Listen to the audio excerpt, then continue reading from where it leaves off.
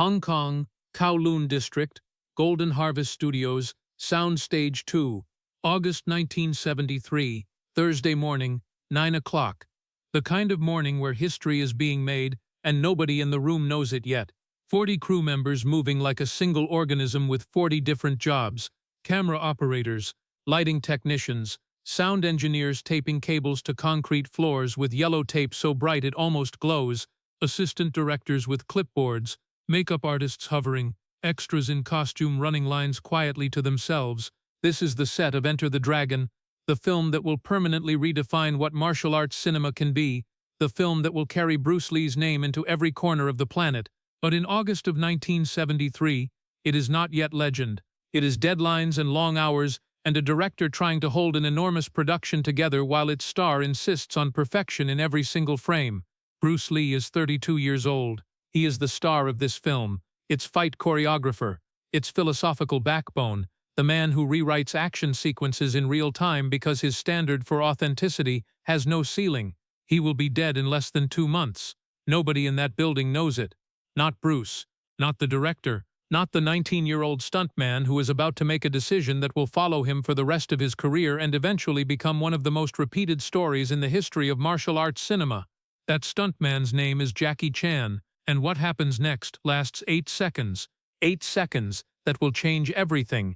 To understand why Jackie did what he did, you have to understand who Jackie was in that moment. Not the global superstar. Not the man whose films would eventually gross billions across decades. The 19-year-old version.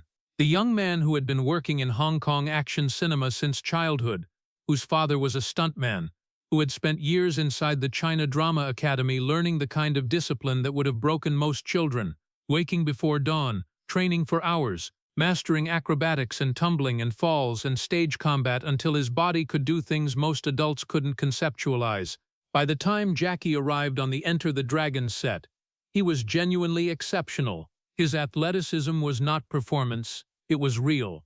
Documented by years of grueling physical development.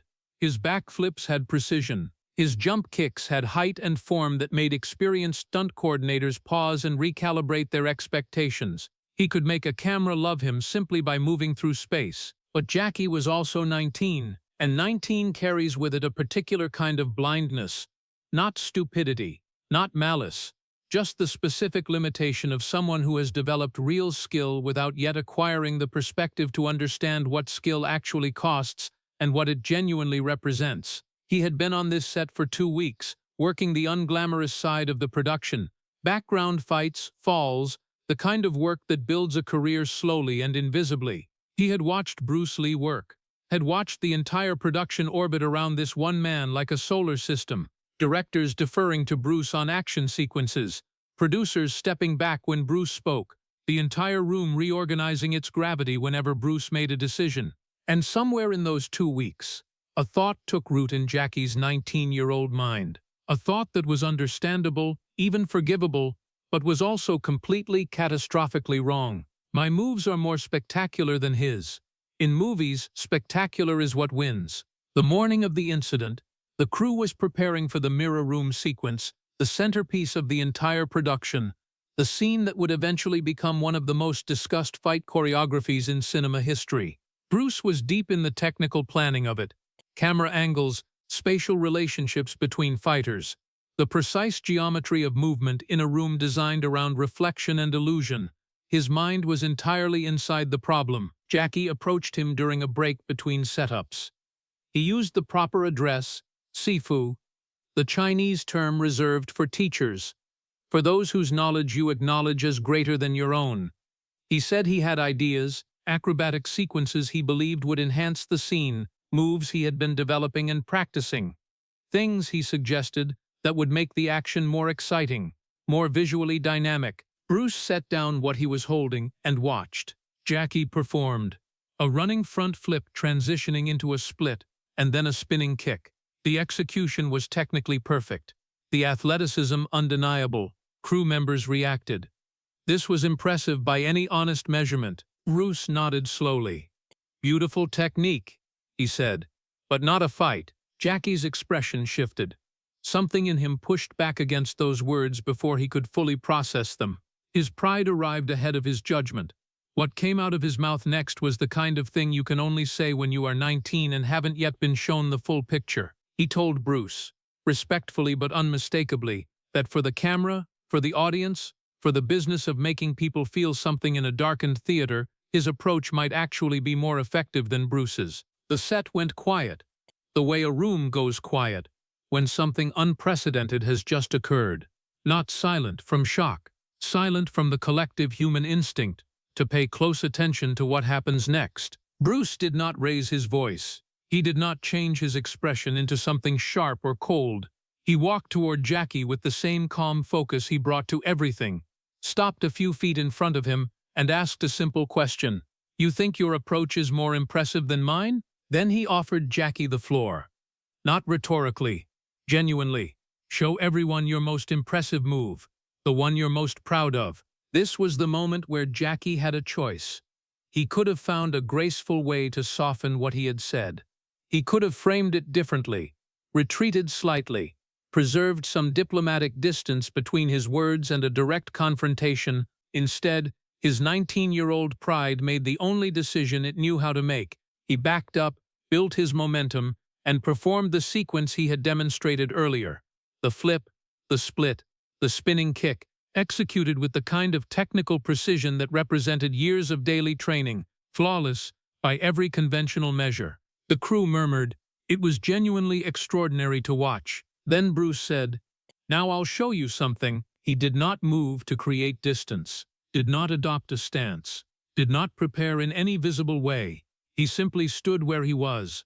And then, in a motion that most of the 40 people in that room did not track because it was over before their visual system could process it, he moved. One moment he was in front of Jackie. The next moment he was behind him, his open hand resting gently against the back of Jackie's neck. No force, just contact. Just the quiet, devastating demonstration of presence. Jackie had not seen him move, had not heard him move. The transition was not fast, the way people use that word casually. It was fast in the way that redefines what you thought the word meant. Bruce stepped back and explained what had just happened in terms simple enough to be undeniable. Jackie's move had taken 5 seconds. 5 seconds of commitment to a trajectory that could not be altered midway. 5 seconds of being airborne and therefore undefendable. 5 seconds during which Bruce had counted 3 clear opportunities to end the exchange entirely. His own movement had consumed less than 1 second and had produced contact before Jackie's nervous system had time to register the beginning of the threat. "Which is more impressive?" Bruce asked. "The one that looks good, or the one that works?" But Bruce wasn't finished with the lesson. He extended an invitation, or perhaps more accurately, a challenge wrapped in the language of an invitation. He told Jackie to attack him, to use everything, the acrobatics, the speed, the techniques he was proudest of, to show, genuinely, whether his approach could do what he believed it could. What followed lasted approximately 8 seconds, and contained within it more education than most people accumulate in years of formal training. Jackie attacked with a spinning kick, the kind that had succeeded in every performance context he had ever inhabited. Bruce was not where the kick expected him to be.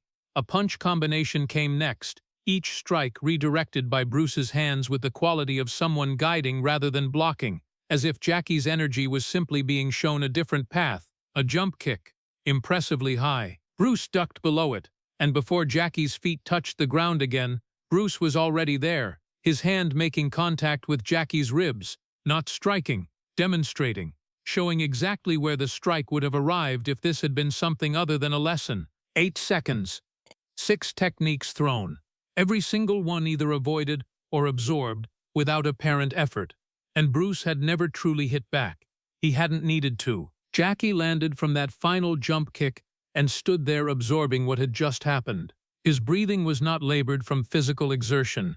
It was the breathing of someone experiencing a fundamental reorganization of their understanding. Everything he had believed about the hierarchy of his own skills, everything he had carried on to that set 2 weeks ago, was sitting differently now. He had been shown, publicly and without cruelty, the distance between what he knew and what he thought he knew. Bruce looked at him with an expression that carried no satisfaction, no triumph.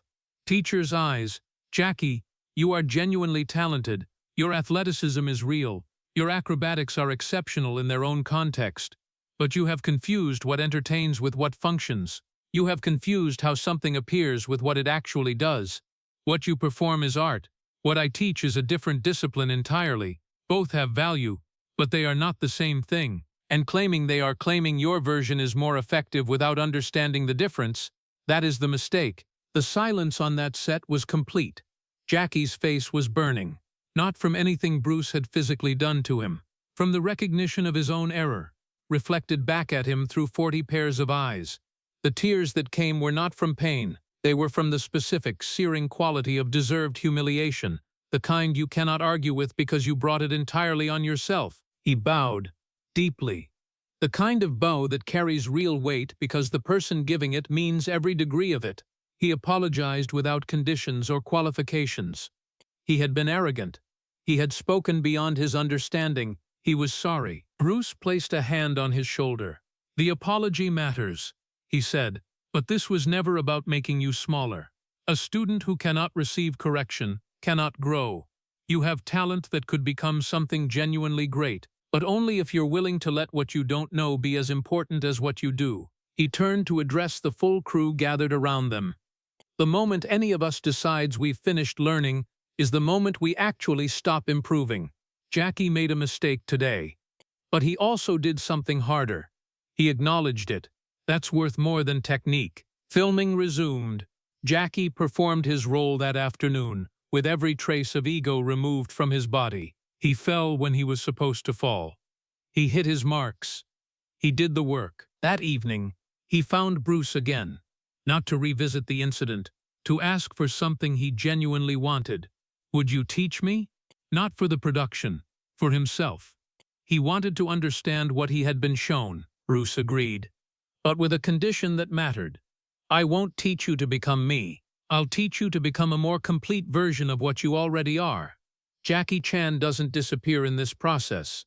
He gets built on a better foundation. Over the following month, before Bruce Lee's death in July of 1973 ended everything, Jackie trained with him 3 times. The sessions were short. Bruce was consumed by post-production demands, but what Jackie absorbed in those hours reshaped the way he understood his own gifts: economy of motion, spatial awareness, the distinction between a move that reads well on camera and a move that comes from a principled understanding of combat physics. And Bruce, for his part, began to recognize something in Jackie's acrobatic vocabulary, that when those skills were informed by real martial understanding rather than pure performance instinct, they became something the world had not seen before. When Bruce Lee died, Jackie Chan grieved him the way you grieve someone who changed the direction of your life in a single afternoon. The teacher who could have diminished him and chose instead to build him. The master who destroyed his ego not to wound him, but to give him room to grow something genuine in its place. Decades later, Jackie Chan is one of the most recognizable human beings on Earth. His films are studied. His physicality is documented. His contributions to action cinema are the kind that get cited by filmmakers who have never personally thrown a punch. And when he talks about his formation, about the foundation beneath everything, he returns consistently to one morning on a Hong Kong soundstage, to 8 seconds, to a hand on the back of his neck that he never saw coming, to the teacher who told him the truth when it would have been easier and perhaps more professional to let him remain comfortable in his misunderstanding. "Bruce could have ended me that day," Jackie has said. "Instead, he ended the part of me that was in the way." That is the education that doesn't appear in any training manual. Not the technique, not the speed, the willingness to be corrected. The understanding that what you don't know is not an embarrassment to be defended. It's territory to be explored. Jackie Chan learned it in 8 seconds on a Thursday morning in Kowloon. And every extraordinary thing that came after it was built on the foundation those 8 seconds created.